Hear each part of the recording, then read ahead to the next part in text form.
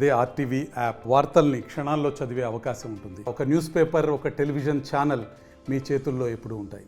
నిట్టూరు నాగేశ్వర్ రెడ్డి మరి ఎందుకు ఈ ప్రయత్నం చేయాల్సి వచ్చింది? అందులో ముఖ్యంగా కుటుంబ నేపథ్యం ఏంటి? ఇది అవన్నీ నాగేశ్వర్ రెడ్డి ఉన్నారు మనతో, ఆయన మాటలో విన్నాం. సో ఏంటి మీరు ఏదైతే మంచి ఉద్యోగాన్ని వదిలి ఈ ఫీల్డ్లోకి రావడానికి ప్రధాన కారణం? వాళ్ళది వ్యవసాయ కుటుంబం చిన్నప్పటి నుంచి. నా ఆలోచన నుంచి ఎప్పుడైనా కానీ ఒక సెల్ఫ్ ఎంప్లాయ్మెంట్ క్రియేట్ చేయాలనే ఆలోచన ఉండేదన్నమాట నాకనమాట ఎప్పటి నుంచో. దానికి ఒక సమయం అంటూ ఎప్పుడు వచ్చిందంటే మనకి కరోనా అనేది ఒక మనకి నేర్పిన గుణపాఠం అనమాట.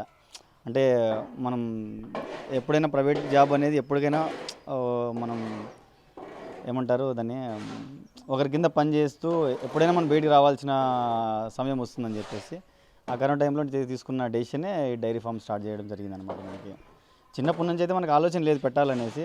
మధ్యలో మనం వర్క్ చేస్తున్నప్పుడు కొన్ని టెన్షన్ల వలన మనం ఎన్ని రోజులు ఇలా వర్క్ చేయాలి, మనకంటూ ఒక సెల్ఫ్ ఎంప్లాయ్మెంట్ క్రియేట్ చేసుకోవాలి, మన దగ్గర కొంచెం వర్కర్లు పనిచేయాలి, ఒక ఎంప్లాయ్మెంట్ క్రియేట్ చేయాలి, ఒక ఇద్దరు ముగ్గురికి ఎంప్లాయ్మెంట్ క్రియేట్ చేయాలి, దాంతోపాటు అనుబంధంగా వ్యవసాయం అగ్రికల్చర్ చేయాలనే ఆలోచనతో మనం దీంట్లోకి రావడం జరిగింది సార్. మనం అదే సార్. అంటే మీరు రాయలసీమ ఇన్ఛార్జ్గా ఉన్నారు, మేనేజర్గా పనిచేశారు, అంటే ఆ ఫీల్డ్ కంటే బెటర్గా ఇది ఉంటుంది అంటే శాలరీ పరంగా అయితే ఉండకపోవచ్చు.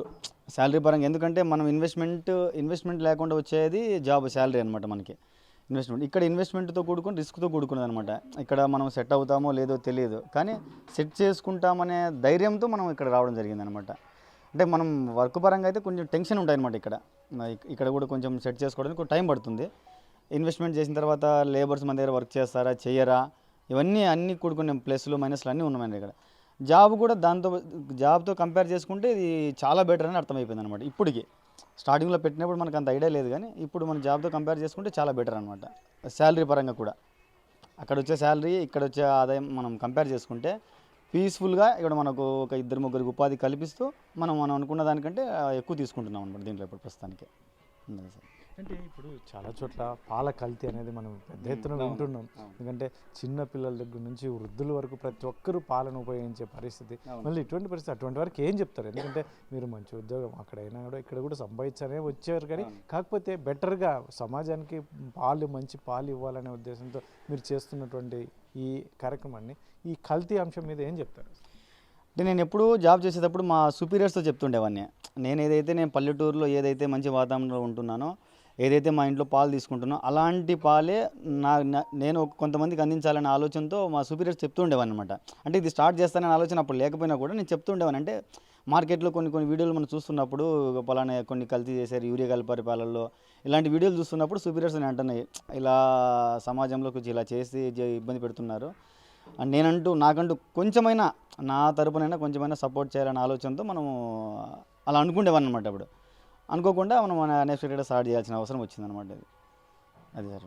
అంటే ఇప్పుడు చాలామంది ప్యాకింగ్ పాలకి ఎక్కువ చాలామంది మొగ్గు చూపుతున్నటువంటి నేపథ్యం ఏం చెప్తారు? ఎందుకంటే ఇప్పుడు మనకు విరివిగా దొరుకుతున్నటువంటి నేపథ్యంలో అటువైపుగా ఎక్కువ సేల్స్ జరగడానికి ప్యాకెట్ పాలని ఎక్కువ ప్రిఫర్ చేయడానికి ప్రధాన కారణం అంటే సమయం సార్. ఇది మెయిన్. ఎందుకంటే అది అవైలబుల్ ఎక్కడ చూసినా అవైలబుల్ పెడుతున్నారనమాట. ఇప్పుడు ఈ పర్సన్ పాలు తీసుకెళ్ళి టౌన్ పోయేసరికి 7, 8, 9కి వెళ్ళేసరికి టైం అనేది సేవ్ కావడం లేదు.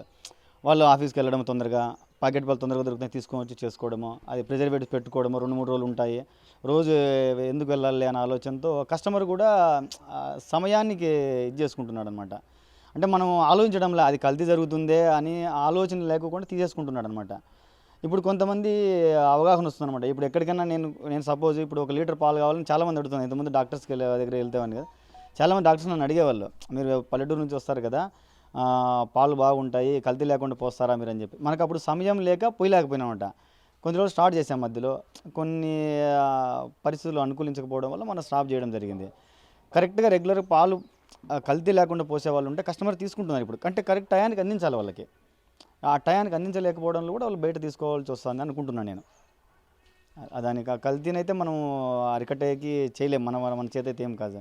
ఎందుకంటే ఎన్ని డైరీ ఫామ్లు పెట్టినా కూడా కరెక్ట్ టయానికి పాలు అందించలేకపోతే వాళ్ళు బయట తీసుకుంటారు, కంపల్సరీ ప్యాకెట్ పాలు తీసుకుంటారు. అందించే వాళ్ళు కావాల్సి వస్తుంది మనకి. అది సరే.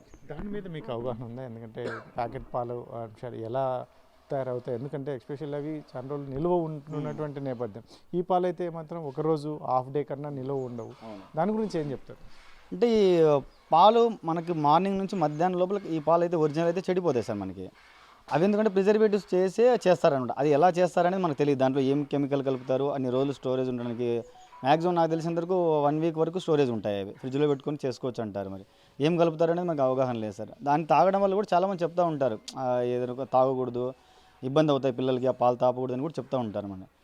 మరి అది ఎందుకు కస్టమర్లు అవగాహన చేసుకోలేకపోతున్నారో మనకు అర్థం కావడం లేదు సార్. ఎందుకంటే ఇక్కడ పాలు జెన్యున్గా దొరుకుతాయి, ఇక్కడ కూడా కొంచెం జరుగుతుంది. ఎందుకంటే ఈ పాలు ఇక్కడ నుంచి తీసుకెళ్ళి జెన్యున్గా కూడా పోసేవాళ్ళు దొరకడం లేదు మనకి. మన దగ్గర తీసుకెళ్ళినప్పుడు మనము జెన్యున్గా పాలు ఇస్తున్నాం ఇప్పుడు పట్టేసి. ఇతను తీసుకెళ్ళి కరెక్ట్గా పోస్తాడా లేదా అనేది కూడా వాళ్ళకు తెలియడం లేదు. కొంతమంది ఏమంటారంటే మాకు వచ్చే పాలు అతను నీళ్ళు కలిపిపోస్తాడు, పాలు తక్కువ అయినప్పుడు దాన్ని కెమికల్ మిక్స్ చేస్తాడు అంటే వాళ్ళు దాన్ని ప్రాక్టికల్గా అనుభవించారో మళ్ళీ తెలియదు అని ఈ రీజన్ చెప్తారనమాట. కస్టమర్లు కూడా రీజన్ చెప్తున్నారు.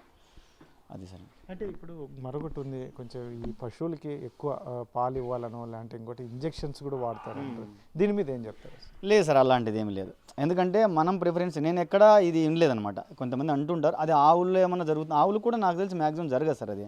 ఎందుకంటే ఫీడింగ్ మీదే డిపెండెంట్ ఉంది. ఆ ఫీడింగ్ మనం ఇవ్వడంలోనే ఫీడ్ కాల్చి కొంచెం ఎక్కువ ఇస్తారు. ఏదైనా హెల్త్ ఇష్యూస్ వచ్చినప్పుడు మాత్రమే టానిక్స్ కానీ ఇంజక్షన్లు కానీ వేస్తారు తప్పితే మిల్క్ ప్రొడక్షన్ కోసం అయితే ఎక్కడ నేనైతే వినలేదు. అది ఆ మాట అయితే అవాస్తవం అది.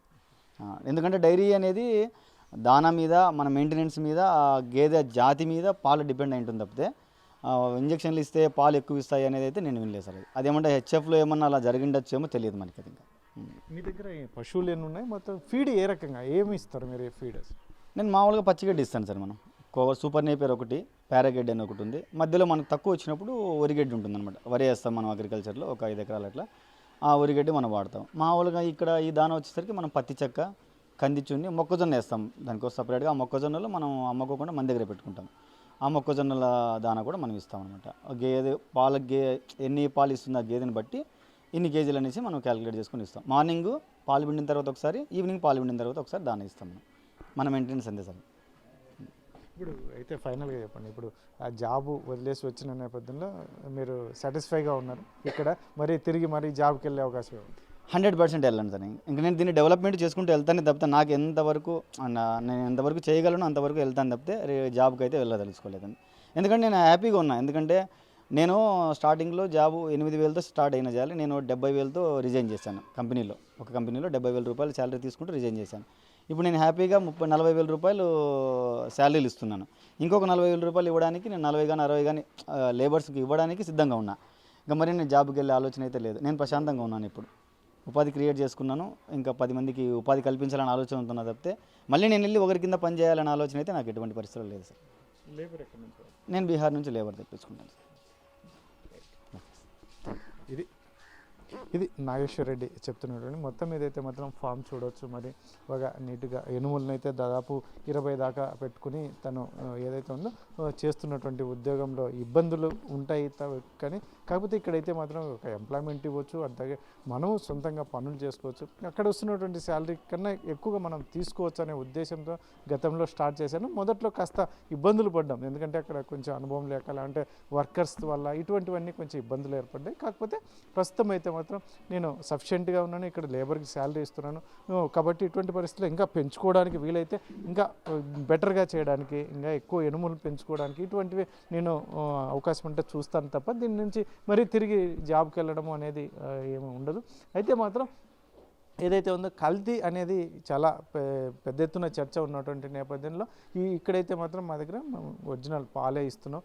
ఇక్కడ గ్రామీణ వాతావరణంలో ఉన్నటువంటి షెడ్ వేసుకొని మా ఇంటి వాతావరణంలోనే ఇక్కడ కల్టివేషన్, ముఖ్యంగా గడ్డికి సపరేట్గా ఒక పొలంలో గడ్డి కూడా ఏర్పాటు చేసుకొని మరి వీటికి ఏదైతే ఉందో దానాను, గడ్డి లేదంటే వరిగడ్డి, పచ్చిగడ్డి లేని సమయంలో ఎండుగడ్డి ఏదో వరిగడ్డి కూడా వాడుతున్నాం. మొక్కజొన్న కూడా దీనికి సపరేట్గా పంట పండిన మొక్కజొన్న అంతా కూడా పశువుల కోసం వాడడానికి అలాగే పెట్టుకుంటాం, అమ్మకుండా అని చెప్పేసి చెప్తున్నటువంటి నేపథ్యం. మొత్తం మీద ఈ నాగేశ్వర్ రెడ్డి అయితే మాత్రం తను చేస్తున్న రాయలసీమ ఇన్ఛార్జ్గా, మేనేజర్గా పనిచేస్తూ రిజైన్ చేసి ఈ రకంగా చేయడం అనేది ఈ చుట్టుపక్కల ప్రాంతాల్లో కూడా చాలామంది మొదట్లో కొంచెం ఆశ్చర్యంగా చూసినప్పటికీ ప్రస్తుతం అయితే మాత్రం సక్సెస్ అయ్యాడు, బాగా చేస్తున్నాడు అనేది కూడా ఒక మంచి చర్చ ఉన్నటువంటి నేపథ్యం. కెమెరా పర్సన్ సుధాకర్తో చల్లకినేడు RTV అనంతపురం.